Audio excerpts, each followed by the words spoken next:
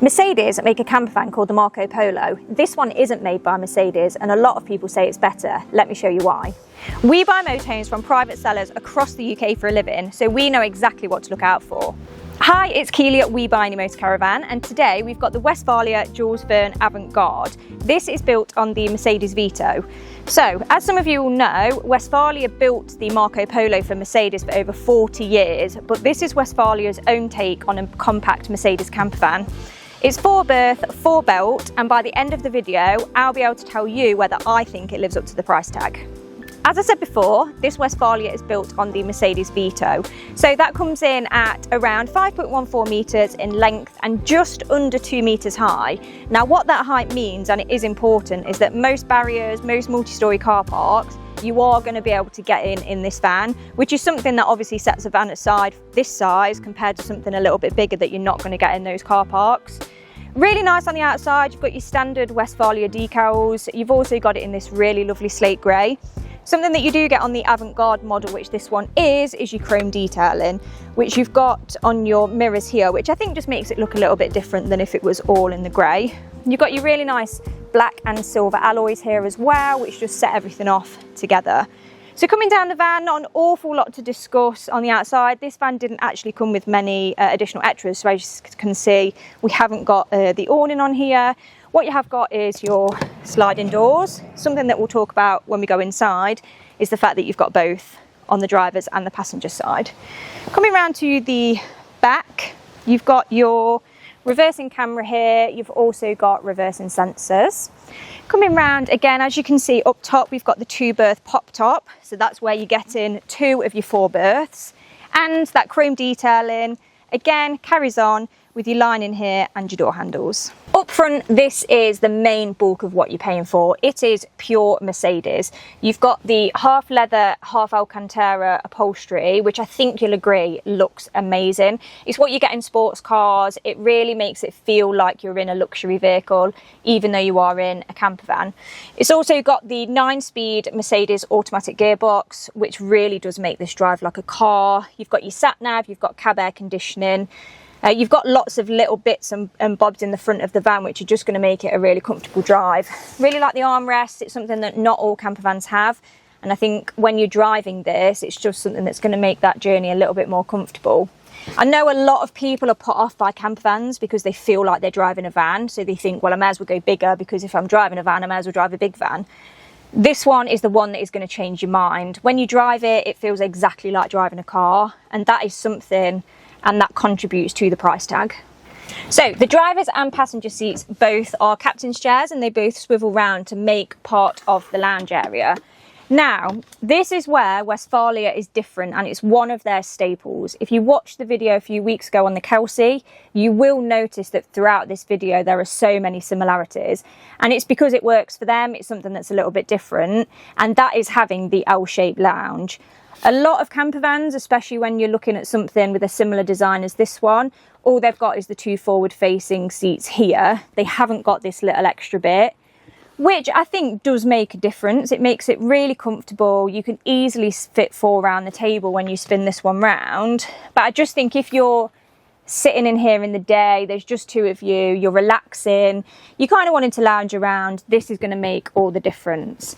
Now, the customer that we bought this from actually had this additional table, so this isn't the standard table that you will get with the Jules Verne. It was supplied by Westfalia, but it's just something that the customer wanted when they bought the van. They wanted a smaller table so that in the day they can just use it for their coffee, but then in an evening they can extend it and have sort of 4 around the table if wanted. So coming into the back, you've got your 2 passenger seat belts, so that makes up your 4 belts with the 2 in the front. Again, the half leather, half Alcantara resonates in the back as well, which I think you'll agree just makes it look really modern, really fresh. Having the 2 sliding doors makes it so airy and it makes the space feel a lot bigger than it is.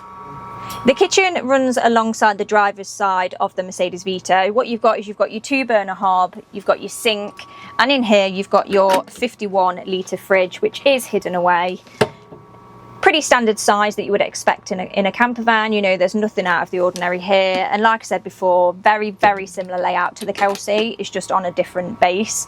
What you have got is plenty of storage. You've got all drawers down here. And what you've also got, if you look in this little cupboard here, this is where your cushions live for your third and fourth berth. So this front seating area makes up into a double. But if there's only two of you and you've decided that actually we're going to just use the pop top, take these out, leave them at home in the loft. You've got loads and loads of storage in there. What you could do if you really wanted was put like shelves in here if you were going to use it just as a two berth. But for the size of the van, you've got a really good sized kitchen and you have got more storage than I think you get in a traditional layout. Now, this is the real reason that people say the Jules Verne beats the Marco Polo, and that is purely for this area that we're in now, which is the washroom. So what you've got first up is a wardrobe in here, which you've got actual hanging space, which is great, not something you get very often in a camper van.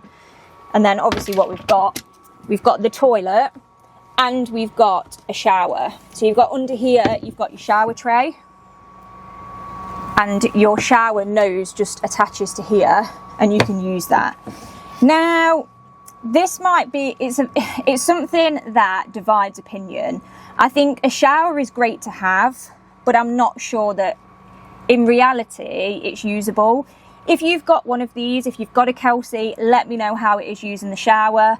Obviously, I don't have one myself, so I haven't taken one away. I don't know how it's going to be usability-wise, so it'd be really good to get your guys' opinions. Something that I do think is good is the fact that you have got the shower. So, you know, if you get back from the beach, you just quickly want to wash your hair, you can do it outside. Obviously, you would need to wear a swimsuit, else everyone on the campsite is going to see you. But I do think it has its massive benefits. For me, I'm a dog owner. Having the shower here that I can wash the dog outside is going to be a massive, massive benefit for me. Like I said, not sure how usable it is to actually have a shower inside the van. I think everything is just going to get absolutely soaked in here. But it's something really nice to have. I think having the toilet is great. Maybe they didn't need the shower tray. They could have just had the shower to use outside. But I think having a toilet in a van of this size is amazing. We speak to an awful lot of people daily who they're looking to change a traditional VW transporter or camper van of that size because they want the toilet. So I think something like this is really, really popular. And like I say, it's what sets this one aside from the Marco Polo. Now for the sleeping section. So as I said before, your third and fourth berths are in your front lounge area. They convert into a double using the original table, not the table that this customer chose, and your cushions from out of the cupboard. So your first and second berths are in the pop top. So obviously during the day, keep your duvet on here, chuck it up, you've got loads of headroom. At night, bring it down, your bed's already made up. So this is 1.9 metres by around 1.2, which makes it a genuine double. What you've got is you've got your sprung mattress underneath as well, which makes it different to just sleeping on a wooden surface with a mattress. I can confirm it's very, very comfortable. What you've also got up here is your spotlights. And as you can see, we can open this up during the day, let some air in. It makes it a really comfortable space in here. And it's nice that you can have your bed made up all the time.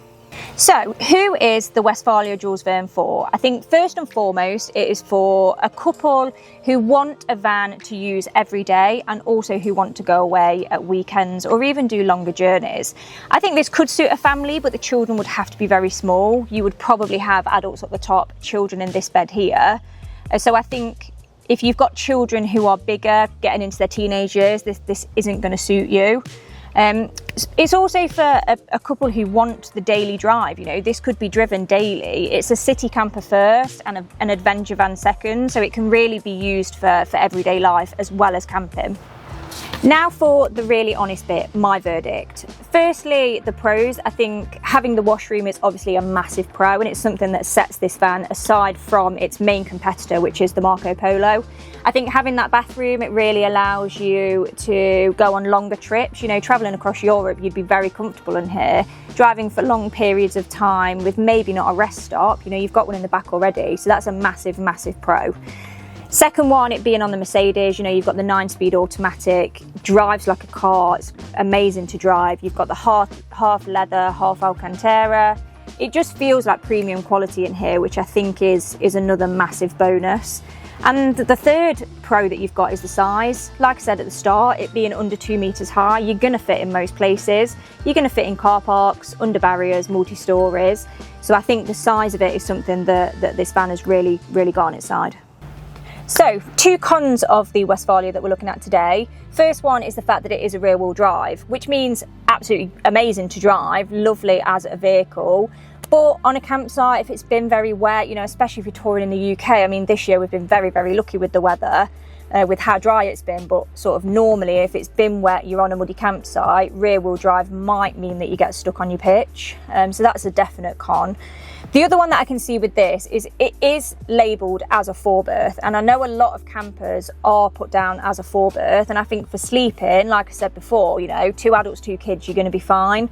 But living wise, I think it would be very difficult to live in here with 4. Kitchen space isn't massive, washroom space isn't massive. You would definitely, I think if you were traveling with 4, I think you would definitely need to have a sort of driver weight awning to bring more space in, but I think it's great for 2 people. What is my honest verdict on the Jules Verne? If you watched our Kelsey review a few weeks ago, you will know that I'm a massive fan of this layout of campervan. I think having the toilet in the back is a massive benefit, something that a lot of people won't even think about, but I think it's just, as a layout, I think it's great for a campervan.